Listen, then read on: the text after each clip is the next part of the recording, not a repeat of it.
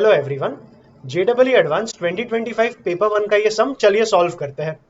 Consider an electron in the n equal to 3 orbit of a hydrogen like atom with atomic number Z. At absolute temperature T, a neutron having thermal energy of kBT has the same de Broglie wavelength as that of this electron. If this temperature is given by T equal to something, where h is Planck's constant, kb is the Boltzmann constant, mn is the mass of neutron, and a0 is the first Bohr radius of hydrogen atom, then the value of alpha is what? I have taken that sum from section 3 of the paper where answer is a numerical value और decimals में आया तो हमें 2 decimal places तक इसे round of करना होगा। So let's begin solving।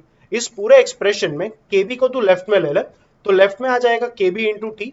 kb into T वैसे तो एनर्जी होता है और एनर्जी मतलब काइनेटिक एनर्जी के फॉर्म में समझेगा तो this can be written as p square by 2m। यहाँ m मतलब न्यूट्रॉन का मास होगा क्योंकि ये जो एनर्जी था इसे कहा था न्यूट्रॉन का thermal energy.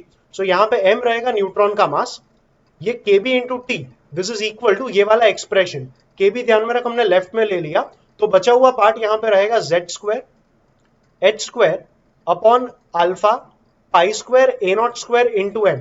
So alpha pi square a nought square into m, ये pi square a nought square इसे एक ब्रैकेट में लिख। So this becomes pi a nought the whole square into m भी था तेरे पास, यहाँ अंदर एक 2 लिख ले तो बैलेंस करने के लिए यहाँ पर अपॉन 2 आएगा, अपॉन 2 का स्क्वायर मतलब इधर अपॉन 4 आएगा और उस 4 को न्यूमरेटर में लिख। थोड़ा नोटिस करेगा तो लेफ्ट और राइट में m और m तो कट हो चुका है एंड बोर मॉडल के हिसाब से हमें पता है कि इलेक्ट्रॉन अगर nth ऑर्बिट में रहेगा तो इलेक्ट्रॉन के लिए 2πr will be equal to n lambda. n का वैल्यू गिवन सम में 3 बोल के रखा ही है।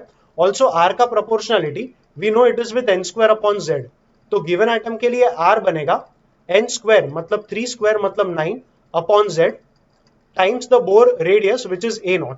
तो r को डाल देंगे 9 upon z into a not और n को डाल देंगे 3, इससे हमें मिलेगा 2 pi into 9 a nought upon z is equals to 3 lambda.